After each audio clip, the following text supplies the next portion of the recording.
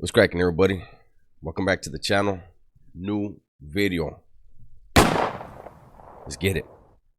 So it's 4:28 Monday afternoon. Why is this thing still lit up? 4:28 Monday afternoon, and I'm barely recording. Today I had a bunch of stuff to run, bunch of errands to run, bunch of things to do. Luckily, I was able to take care of those things. I wasn't feeling good. So I was like, you know what? I'm going to relax. And then I said, nope.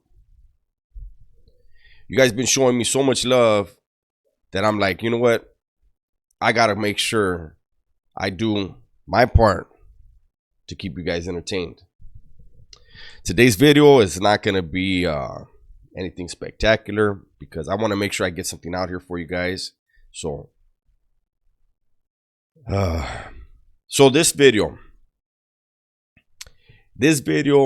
has to do with the dangers of curiosity. You know how they say curiosity killed the cat, right? Hold on a second. Curiosity killed the cat, man. And in prison, that's for damn sure. There are very dangerous questions that people ask that they shouldn't ask and that will draw unwanted attention. Somebody hits a yard and they start asking, hey, so who got this spot? Hey, who's doing things here? Hey, who's the bloquero here? Hey, who's hitting here? Those questions right there, if you're in the mix, you already know. You show up, you let your presence be made aware. You know, you show up to yard, show up to chow hall, whatever it is, day room, whatever you guys got. Anytime you can step out of the cell. Every time you step out of the cell, you're paying attention. And you will be able to tell the first yard who's doing what. If you're seasoned enough, if you're paying enough attention. On top of that, a lot of times especially like if you're coming from the shoe, and they're going to be like, yeah, we're transferring you to whatever joint. So that's the place where you ask. Yes, one of the legends right there. Hey, they're going to be sending me over here. You know, what's going on over there? And they're going to say, oh, so-and-so has that spot. Or, you know what, let me find out who has that spot. And you show up like a professional. But I can tell you 2 instances where somebody came and they were complete polar opposite experiences. So we had an incident in Pelican Bay, and somebody showed up, and this guy was actually very well known.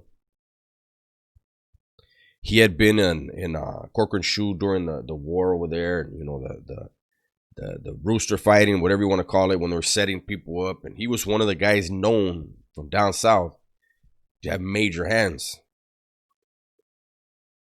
So when he got there, they were like, hey, so-and-so's here, hey. And I want to say he lasted 2 yards. They blasted the dog shit out of him. And I've talked about this hit. This is the hit that I think, to me, was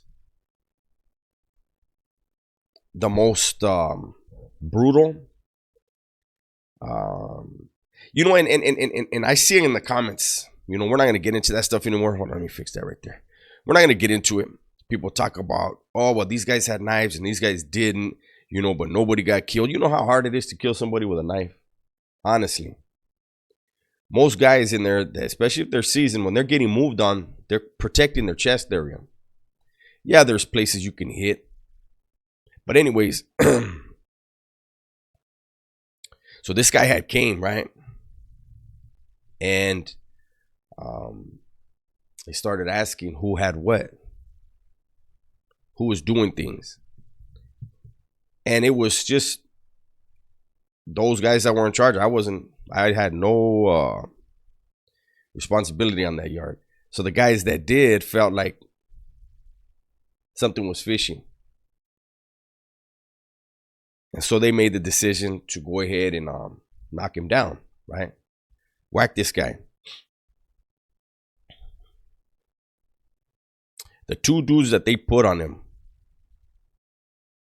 meant serious business, especially one of them. The guy was from Ontario. And they jumped on this dude. And remember, this dude had a history. And I've said it before. I'll say it again. If somebody comes, whether it's from your own car, I'm gonna just say for the Southerners, if somebody comes and he's a homie, right? Or somebody comes and he's from a rival faction or just from any faction, and they have a reputation for violence. They have a reputation. They're well known to hurt people.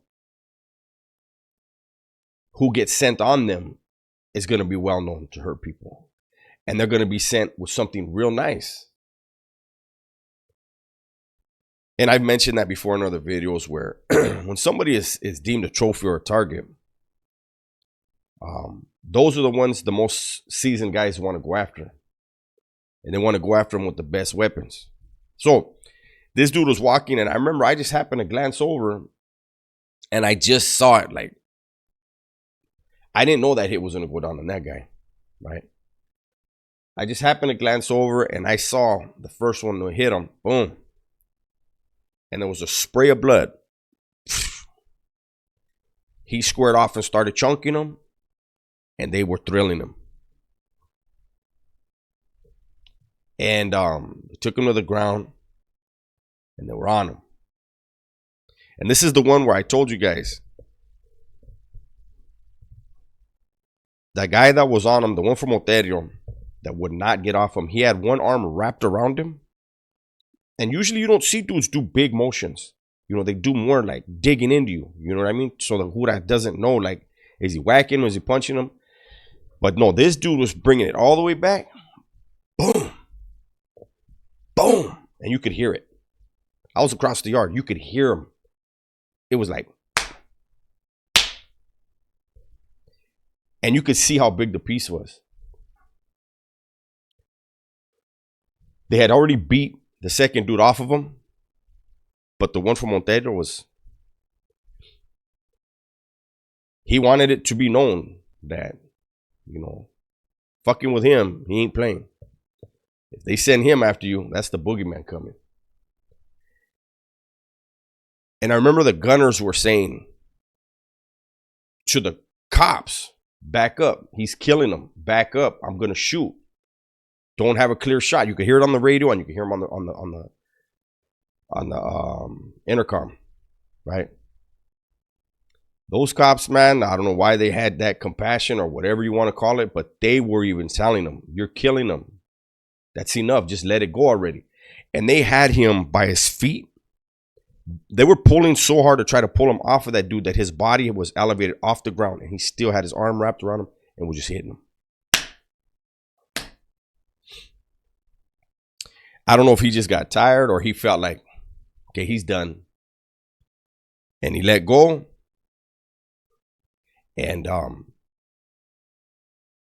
they pulled him off of him. And I remember the dude, I couldn't believe it. He sat up. And when he sat up, you knew the pain had registered. He sat up and you saw him kind of crumple, and he just went, oh, and you heard it across the yard. And I remember my cellie. Talked about him before. I did the story when he fucking shit in his pants in the cell. Fucking idiot. He looks at me and he goes, hey, Holmes, did the Judas put the medicine bag in his lap? Because they would run out there with a red medicine bag. The MTA, or what do they call them now? Well, the MTA, that's like the medical personnel. And they would run out there. Just so you know, you guys, those of you guys that want to be tough and want to go to prison and, you know, run the streets and all this and that. Then when you get hit, Listen to this. Pay attention. Best medical treatment you're going to get in the world. They run out. They start looking at the holes. How many holes does he have? And they have the red bag.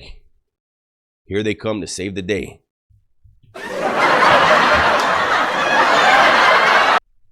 They pull out a roll of tape and they put tape over every hole.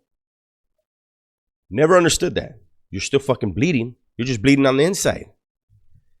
I guess they just don't want to see the blood. I don't know. But they start putting so anyways, my Sally's like, hey, did they just put the medicine bag in this? I said, nah, that's blood. It was bright red blood all over the front. How that guy survived, I don't know. But he got there asking questions. Who's got the spot? Who's doing this? Who's doing that? The Vato was like, what? He knows better. So they made that call. Like I said, exact polar opposite. New Folsom. Kid pulls up. I think he was 18 years old. Starts asking. Same fucking questions. I think he got hit the first yard. You know, it's curiosity will get you killed. If it's not your business, do not worry about it. Who ducked?